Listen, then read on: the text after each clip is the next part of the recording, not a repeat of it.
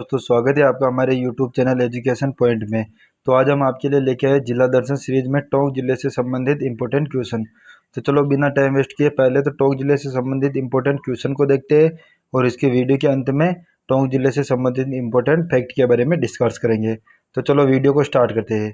पहला प्रश्न हमारा ये रहा, टोंक जिले की आकृति किसके समान है? प्यालेनुमा, विषम कोणीय, पतंगाकार और त्रिभुजाकार। तो देखो टोंक जिले की आकृति ये किस समान है? ऑप्शन नंबर सी, पतंगाकार। ठीक है, आगे बात करते हैं अगले प्रश्न की। प्रश्न नंबर 2, संत पीपा जी की गुफा कहाँ स्थित है? उदयपुर में, गागरोन दुर्ग में, समदड़ी में और टोंक में। तो देखो पीपा जी की गुफा ये कहाँ है? ऑप्शन नंबर बी, टोंक में। ठीक है, गागरोन दुर्ग में इनकी छतरी बनी हुई है। जहाँ टोंक संत पीपा का जन्म हुआ था गागरोन दुर्ग में, चांद की छतरी बनी हुई है, ये भी जानना। और संत पीपा का मंदिर ये कहाँ है? तो ये आपके समदड़ी बाड़मेर में है। ये तीनों ध्यान रखना है कि संत पीपा की छतरी गागरोन दुर्ग में, संत पीपा का मंदिर समदड़ी बाड़मेर में और संत पीपा की गुफा टोंक में। ठीक है, आगे बात करते हैं अगले प्रश्न की। प्रश्न नंबर 3, मयूर बीड़ी का कारखाना किस जिले में है? अलवर में, शाहपुरा में, बालोतरा में और टोंक में। तो देखो मयूर बीड़ी इसका कारखाना किस जिले में है? ऑप्शन नंबर डी, टोंक जिले में। ठीक है, अगला प्रश्न, प्रश्न नंबर 4, टोंक जिला किस संभाग में आता है? देखो अजमेर संभाग, उदयपुर संभाग, जयपुर संभाग और बीकानेर संभाग। राजस्थान में वर्तमान में 10 संभाग है, जिनमें से टोंक जिला किस संभाग में आता है? ऑप्शन नंबर ए, अजमेर संभाग में आता है। ठीक है, अगला प्रश्न, प्रश्न नंबर 5, टोंक जिले में बहने वाली सबसे लंबी नदी है? मानसी नदी, वाकल नदी, खारी नदी और बनास नदी। तो देखो टोंक जिले में सबसे लंबी बहने वाली नदी कौन सी है? ऑप्शन नंबर डी, बनास नदी। ठीक है, और बनास नदी पर ही एक बांध बना है बिसलपुर में, बिसलपुर बांध। ठीक है, बिसलपुर बांध है जो कहाँ पे है? टोंक जिले में। ठीक है, आगे बात करते हैं अगले प्रश्न की। प्रश्न नंबर 6, टोंक का शुभंकर है हंस, चित्तल, गेंडा और मोर। तो देखो टोंक जिले का शुभंकर क्या है? ऑप्शन नंबर ए, हंस। ठीक है, आगे बात करते हैं अगले प्रश्न की। प्रश्न नंबर 7, टोरडी सागर बांध कहाँ है? मालपुरा में, बयाना में, शाहपुरा में और कोल्लू में। तो देखो टोरडी सागर बांध ये कहाँ पे? मालपुरा में। मालपुरा कहाँ है? टोंक जिले में पड़ता है। ठीक है, और टोंक के बारे में ध्यान रखना, टोंक एकमात्र मुस्लिम रियासत थी राजस्थान की, और टोंक को नवाबों की नगरी भी कहते हैं। ये दोनों प्रश्न विशेष ध्यान में रखना है। आगे बात करते हैं अगले प्रश्न की। प्रश्न नंबर 8, रेड सभ्यता किस नदी के किनारे विकसित हुई? घग्गर नदी, बनास नदी, बाणगंगा नदी और ढेल नदी। तो देखो रेड सभ्यता ये कहाँ पे है? तो ये है टोंक में। ठीक है, और रेड सभ्यता को प्राचीन भारत का टाटानगर भी कहते हैं, ये भी ध्यान में रखना है, कई बार पूछा गया प्रश्न है।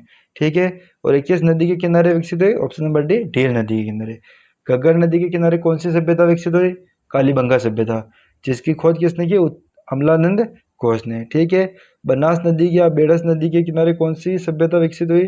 तो देखो बेड़स नदी पूछे अगर, तो उसके साथ तो आयर सभ्यता थी। ठीक है, और बनास सभ्यता ये इसके साथ में कौन सी सभ्यता थी? तो ये है आपके होमवर्क के लिए प्रश्न। ठीक है, आगे बात करते हैं अगले प्रश्न की। प्रश्न नंबर 9, तेलियों का मंदिर कहाँ स्थित है? जयपुर में, उदयपुर में, कोटा में और टोंक में। तो देखो तेलियों का मंदिर ये कहाँ है? ऑप्शन नंबर डी, टोंक में।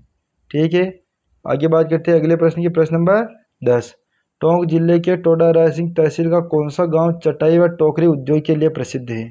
ठीक है, एक तो चटाई उद्योग, एक है टोकरी उद्योग। मेहरकला गांव, कोटड़ी गांव, सांगोद गांव और त्रिपुरा गांव। तो देखो इसमें कौन सा ऑप्शन होगा? ऑप्शन नंबर ए, मेहरकला गांव। ठीक है, आगे बात करते हैं अगले प्रश्न की। प्रश्न नंबर 11, काकर्णेश्वर महादेव मंदिर किस नदी के किनारे स्थित है? डाई नदी के, खारी नदी के, बनास नदी के और लूनी नदी के। तो देखो काकर्णेश्वर महादेव मंदिर किस जिले में है? टोंक जिले में है, ध्यान में रखना। ठीक है, किस नदी के किनारे विकसित हुए? ऑप्शन नंबर डी, ये है बनास नदी के किनारे स्थित हैं। ठीक है, आगे बात करते हैं अगले प्रश्न की। प्रश्न नंबर 12, टोंक जिले के जोधपुरिया में किसका मंदिर बना हुआ है? ठीक है, रामदेव जी का, गोगा जी का, तेजा जी का और देव नारायण जी का। तो देखो टोंक जिले के जोधपुरिया गांव में यहाँ कौन सा है? देवधाम टोंक। ठीक है, देवधाम जो किसका प्रमुख मंदिर है? वो है ऑप्शन नंबर डी, देव नारायण जी का। ठीक है, देव नारायण जी का जन्म कहाँ हुआ? आसिंद भीलवाड़ा में। ठीक है, वहाँ पे इनका यहाँ पे विशेष मंदिर है प्रमुख मंदिर आसिंद भीलवाड़ा में है, ठीक है।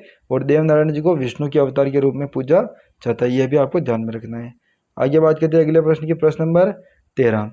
दामोदर दास व्यास का संबंध है बयाना, शाहपुरा, करौली और मालपुरा से।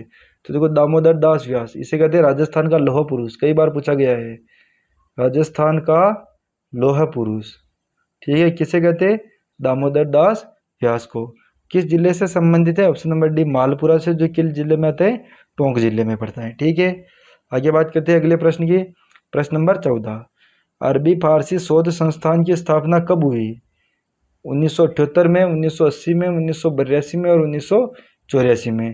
तो देखो अरबी फारसी शोध संस्थान, इसकी स्थापना कब हुई? ऑप्शन नंबर ए 1978 ईस्वी में, ठीक है। कहाँ हुई? तो ये हुई आपके टोंक जिले में, ये भी ध्यान में रखना है, ठीक है। 4 दिसंबर 1978 अगर तारीख पूछे तो। आगे बात करते हैं अगले प्रश्न की, प्रश्न नंबर 15। संत धन्ना जी का संबंध है कांकरोली से, बयाना से, डींग से और धुवनग्राम से। तो देखो संत धन्ना जी, इनका संबंध किससे है?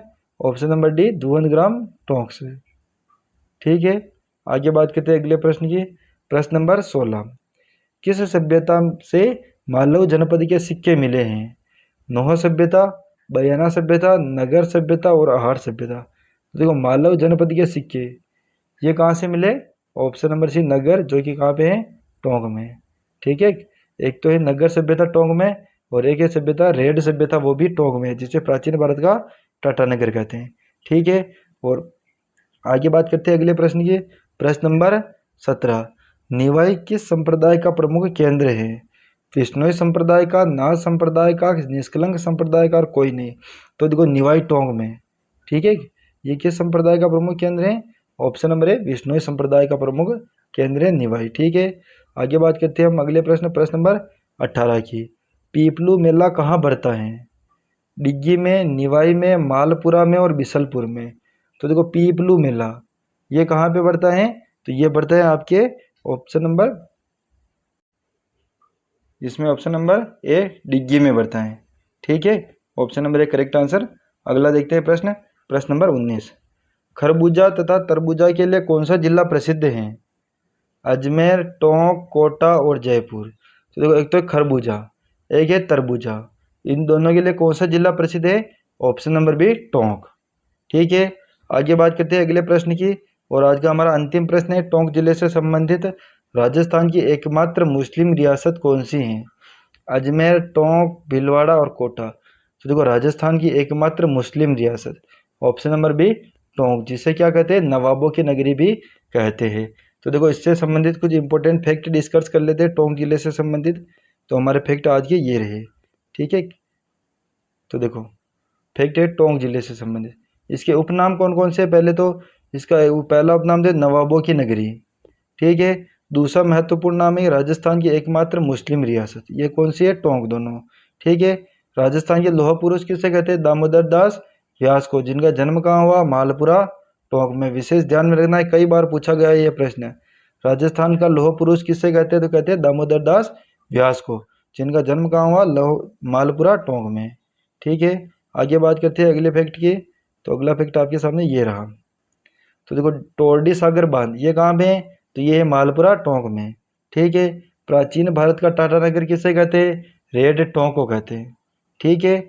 आगे बात करते हैं डिग्गी के कल्याण जी का मंदिर, ये कहाँ पे है? तो ये भी आपके टोंक में है, ठीक है। आगे बात करते हैं सुनहरी कोठी, ये कहाँ पे है? टोंक में है ये, ठीक है, सुनहरी कोठी। और आगे बात करते हैं अरबी फारसी शोध संस्थान, इसकी स्थापना कब हुई? 4 दिसंबर 1978 को। और कहाँ पर की गई इसकी स्थापना? तो ये है आपके वर्तमान में टोंक में, ठीक है। तो चलो आगे बात करते हैं अंतिम फैक्ट के बारे में आज के। तो आज का अंतिम फैक्ट हमारा ये रहा, मुबारक महल ये कहाँ पे है? तो ये आपके टोंक जिले में है, ठीक है। एक मुबारक महल जयपुर में भी है, जिसका निर्माण माधो सिंह द्वितीय ने कराया था, ठीक है। और एक मुबारक महल टोंक में है, जहाँ पर ईद पर ऊँट की बलि दी जाती है। और अगला है वनस्थली विद्यापीठ, इसकी ये कहाँ पे है? तो ये है निवाई टोंक में, ठीक है। एक ये पंचवर किला, ये कहाँ पे है? तो ये टोंक में है पंचवर किला, ठीक है। राजस्थान पत्रिका के संस्थापक कौन है? कपूरचंद कुलिस, ये प्रश्न कई बार पूछा गया है, विशेष ध्यान में रखना। का राजस्थान पत्रिका के संस्थापक कौन है? कपूरचंद कुलिस। इनका जन्म कहाँ हुआ? तो इनका जन्म हुआ था मालपुरा टोंक में। ठीक है। अगला है देवधाम जोधपुरिया में, जो कहाँ किनका प्रमुख मंदिर है? देव नारायण जी का प्रमुख मंदिर है। ठीक है। तो ये रहा दोस्तों हमारा आज का वीडियो, जिसमें हमने टोंक जिले से संबंधित जितने भी इंपॉर्टेंट आपके फैक्ट है उनके बारे में डिस्कस किया है। अगर वीडियो पसंद आया हो तो वीडियो को लाइक करें, चैनल पर नए हो तो चैनल को सब्सक्राइब करें। जय हिंद, जय भारत।